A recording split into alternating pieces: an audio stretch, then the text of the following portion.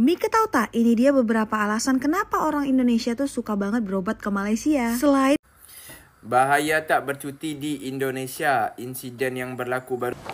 Pendakwah Indonesia tersohor, Profesor Dr. Abdul Somad menerima sijil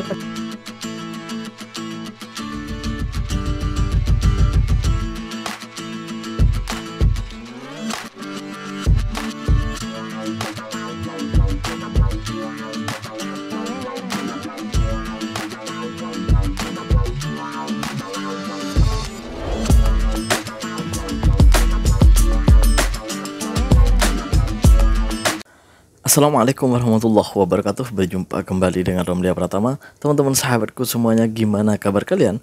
Mudah-mudahan kalian semuanya baik-baik saja beserta keluarganya di sana. Teman-teman sahabatku, buat kalian yang baru gabung, yang baru nonton video ini, silahkan di subscribe dulu, di like dan di komen guys. Buat teman-teman sahabatku yang udah dukung support channel ini, terima kasih. Mudah-mudahan kalian semuanya diberikan keberkahan umur, keberkahan rezeki, dimudahkan segala urusannya, baik urusan dunia maupun urusan akhirat. Amin ya rabbal alamin. Teman-teman sahabatku semuanya, seperti biasa guys, kita akan nge-reaction beberapa video yang lagi viral guys. Seperti apa videonya? Ini deh guys. Mika tahu tak, ini dia beberapa alasan kenapa orang Indonesia tuh suka banget berobat ke Malaysia. Selain katanya berobat di Malaysia itu lebih murah, pelayanannya itu bagus, cepat, dan juga alat mereka tuh canggih-canggih. Dan kayaknya cerita orang-orang tuh emang bener ya, karena ini aku langsung ngebuktiin sendiri. Datang ke 4 rumah sakit yang terkenal di kawasan Johor, Malaysia. Dan aku rekap keunggulan-keunggulan rumah sakit ini dalam satu video, biar bisa jadi panduan kalian, biar nggak bingung kalau mau berobat ke Malaysia tuh ke rumah sakit mana ya, sesuai dengan kebutuhan kalian. Tonton video ini sampai habis. 4 rekomendasi rumah sakit Jadi di gengs, Malaysia. pagi ini aku mau berangkat ke Malaysia. Sebagai orang Batam, kalau mau ke Malaysia tuh gampang banget. Kita orang tuh tinggal naik ferry yang perjalanannya kurang lebih 2 jam.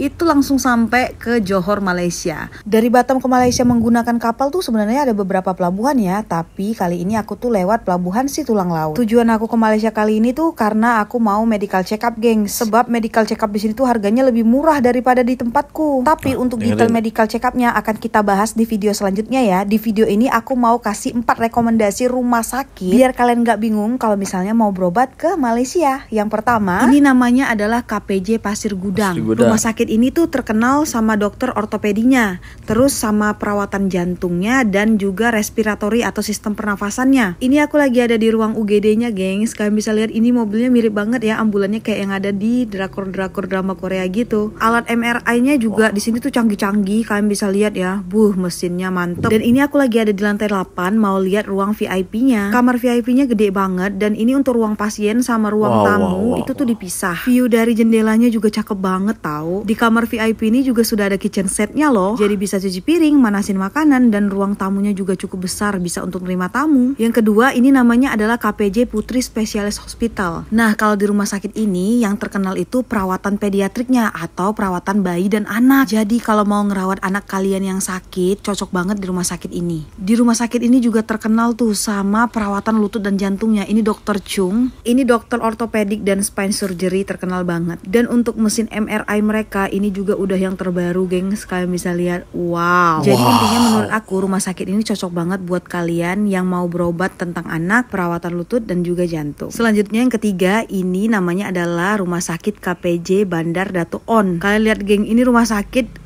mall atau hotel sih, gede banget, bahkan ada eskalatornya. Buset, bangunannya juga bener-bener lebih modern dibanding dengan beberapa rumah sakit KPJ yang kita lihat tadi. Untuk rumah sakit KPJ Bandar Dato' On ini tuh terkenal sama neuro dan juga spine surgery-nya atau ahli bedah saraf dan bedah tulang belakang. Alat mesin perawatan jantung mereka juga ini keren-keren banget. Untuk mesin-mesin memang kayaknya KBJ nggak ada yang zong sih. Mesinnya betul-betul luar biasa. Di rumah sakit KPJ Bandar Dato' On ini juga sangat terkenal dengan yang namanya ophthalmology atau perawatan yang terkait dengan bola mata. Untuk endoskopinya juga di sini tuh canggih. Walaupun semua rumah sakit KPJ itu rata-rata ada endoskopinya, tapi yang di Dato' On ini mereka memiliki mesin yang paling terbaru. Cafe di sini juga view-nya cakep ya, gengs ya, makan sambil ngeliatin jalan tol gitu. Yang keempat, ini namanya adalah KPJ Johor Specialist Hospital. Rumah sakit ini tuh terkenal banget dengan perawatan jantung dan paru-parunya, sama IVF atau yang biasa kalian sebut tuh dengan bayi tabung, dan juga perawatan kanker karena mesin mereka kalian bisa lihat ini mesinnya canggih banget. Jadi emang dari keempat rumah sakit tadi tuh semuanya canggih-canggih, gengs. Semuanya bagus-bagus, semuanya lengkap-lengkap dan canggih-canggih. Untuk harga juga sama aja. Cuman setiap rumah sakit pasti ada keunggulannya tuh di bidang apa. Itu dia yang aku jabarkan tadi. Mudah-mudahan video ini bermanfaat untuk kalian. Dan kira-kira kalian mau ke rumah sakit yang mana nih, gengs? Komen di bawah.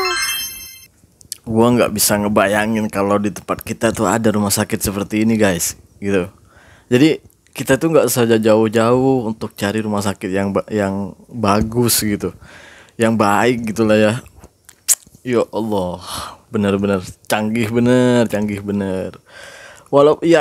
Walaupun ini dikatakan orang ini swasta lah, inilah, yang pasti di Malaysia itu jauh lebih canggih daripada kita. Dari segi kesehatan ya.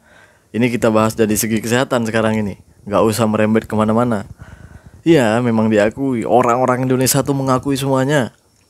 Dokter-dokter Indonesia tuh mengakui semuanya. Jadi buat lu yang gak mau mengakui bahwa Malaysia itu jauh lebih baik di bidang kesehatannya, ya mungkin lu nggak pernah dengar berita gitu bahwa orang-orang Malaysia yang pinter-pinter, dokter-dokter gitu udah mengakui gitu bahwa di Malaysia yang memang betul seperti itu, canggih dan selalu mengupgrade pembaharuan untuk rumah sakitnya, untuk hospitalnya. Wow. Dan gue sendiri pernah dirawat juga, guys, dulu di Hospital University. Ya memang pelayanannya udah bagus, ramah orang-orangnya. Dan kebetulan tahun lalu, setahun setengah lalu, itu bukan anakku yang lahir ya, tapi istriku melahirkan atau bersalin lah di Malaysia ini, tepatnya di Hospital UKM gitu. Dan kemarin kebetulan gue kesana itu nganterin saudara untuk bersalin di sana, kebetulan operet. Dan waduh, seperti biasa, guys, memang betul-betul mengutamakan nyawa daripada uang kalau rumah sakit di sini tuh. Itu yang saya terkejut, guys. Kita nggak punya seperti itu. Uang dulu kalau di sana, bener. Jadi banyak kecoh itu karena apa? Karena uang. Karena nyawa itu kayak nggak peduli lah gitu. Gue heran itu. Ini perlu diperbaiki nih sistemnya di Indonesia ini. Harus keramahan itu harus didahulukan gitu. Nyawa itu harus didahulukan, ditolong dulu, baru berbicara uang, baru berbicara sains lah, inilah gitu. Kalau di sini gitu, guys, bener, karena gue berpengalaman sendiri gitu, bener, hebat Malaysia. Kita berlanjut ke video yang selanjutnya. Ini deh, guys. Bahaya tak bercuti di Indonesia. Insiden yang berlaku baru-baru ini diperas ugut polis Indonesia. Saya dah takut nak pergi bercuti di Indonesia, dah cancel untuk tahun 2025. Nah, itulah dia dampak dari beberapa oknum yang melakukan hal macam gini, akhirnya berdampak pada kunjungan wisatawan, kunjungan pelancong yang nak datang ke Indonesia. Memang baru-baru ni lagi naiknya kasus kalau wisatawan atau pelancong dari Malaysia yang hadir di event festival musik DWP itu kena peras dengan modus cek pemakaian narkoba sampai diperas berapa orang tu saya baca berita ini, dia berita dia. Nah, ini dia berita dia di Tribun, saya baca mereka total warga ini total dia sekitar mencapai 45 orang. Memang ramai tu. Nah, jadi memang betul kejadian tu, tapi sudah diamankan. Nah, itulah bahasanya oknum tu tadi. Oknum tu tak semuanya, tapi hanya sebagian dari beberapa orang oknum polisi yang melakukan hal seperti itu, tapi sudah diamankan juga. Nah, kalau nak berbicara bahaya atau taknya itu sebenarnya tidak semua tempat macam gitu. Adalah beberapa, tak semua, tapi contoh macam di sini, di tempat kami, insyaAllah masih aman. Memang tak semua tempat, betul kata Bang Rahul, memang tak semua tempat seperti itu gitu. Gue setuju dengan apa yang dikatakan Bang Rahul, itu setuju. Jadi tak semua tempat memang tak semua polisi itu memang tak seperti itu gitu. Tetapi perlu diketahui bahwa ini yang merosakkan nama baik bangsa kita. Kenapa gue bilang gitu? Orang luar itu tak melihat itu siapa yang melakukan, tetapi ketika ada sesuatu yang yang merugikan orang luar, maka orang luar itu akan malas untuk datang ke sana. Jika orang sekarang ini, berita ini bukan hanya viral di Malaysia, bukan hanya viral di Indonesia, tetapi sudah di beberapa negara itu viral dan mengetahui, dan banyak pelancong-pelancong itu yang membatalkan. Kalian lihat di TikTok, jangan lihat orang joget-joget aja, itu banyak yang mengeluarkan pernyataannya, dan di berita-berita lainnya itu banyak yang memberitakan tentang hal ini di negara-negara lain, bukan hanya di Malaysia ya. Jadi orang itu ketakutan, walaupun ini memang iya, tak semua polisi itu seperti itu. Ada juga polisi yang baik, gue yakin itu. Ada juga polisi yang baik. Tetapi ini mencoreng nama baik kepolisian, mencoreng nama bangsa Indonesia di mata orang-orang yang suka pergi ke Indonesia. Terkadang orang tuh berpikir takut gitu, takut untuk datang. Ini sebenarnya yang perlu kesadaran untuk diri kita sendiri. Gimana caranya pelancong asing itu untuk datang ke tempat kita. Karena bukan hanya kepolisian, tetapi pungli-pungli di jalan pun sebenarnya harus ditindak ini. Pemerintah harus hadir, karena banyak pungli-pungli di berbagai tempat wisata atau tempat pelancongan itu, pungli dari orang-orang kampung sekitaran gitu. Ini tidak perlu terjadi sebenarnya kalau kita mau maju di objek wisata kita.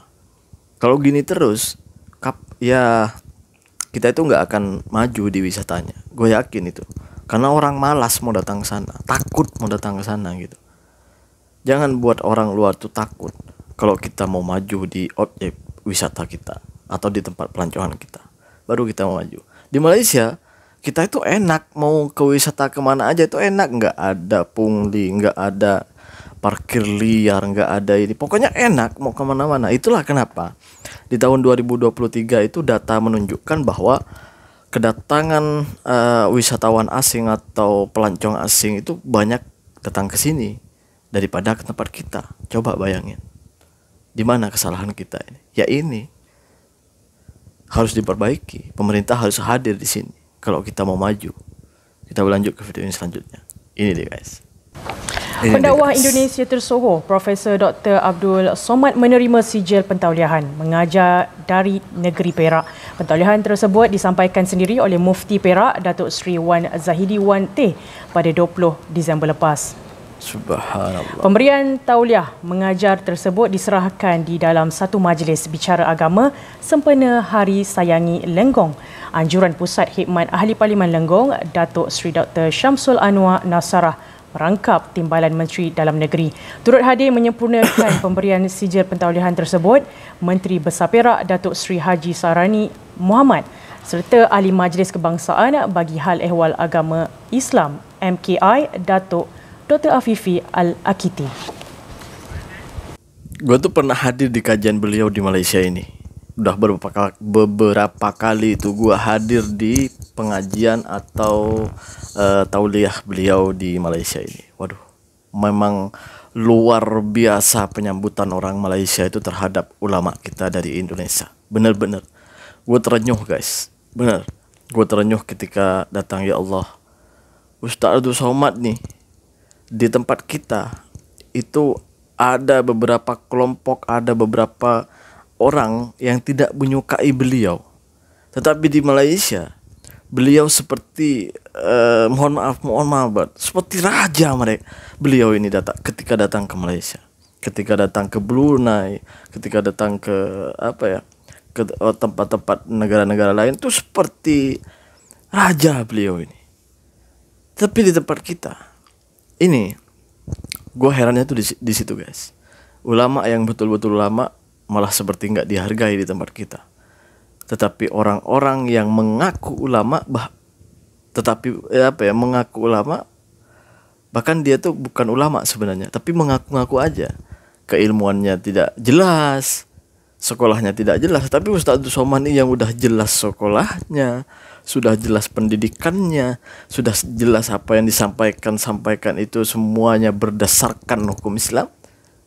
Tapi banyak kelompok-kelompok yang nggak suka sama Ustaz Abdul Somad. Gue herannya di situ. Tuduhannya sangat luar biasa. Kalian udah tahu. Tuduhannya sangat luar biasa. Dituduh ini, dituduh anti NKRI, dituduh anti Pancasila, dituduh ini itu. Padahal Ustaz Abdul Somad ini sangat mencintai Indonesia. Benar. Gue akan bersaksi di hadapan Allah bahwa beliau sangat mencintai Indonesia. Gue heran di situ. Yang bukan ulama dianggap ulama, yang benar-benar ulama seperti nggak dihargai. Itulah Indonesia. Kita harus sadar itu.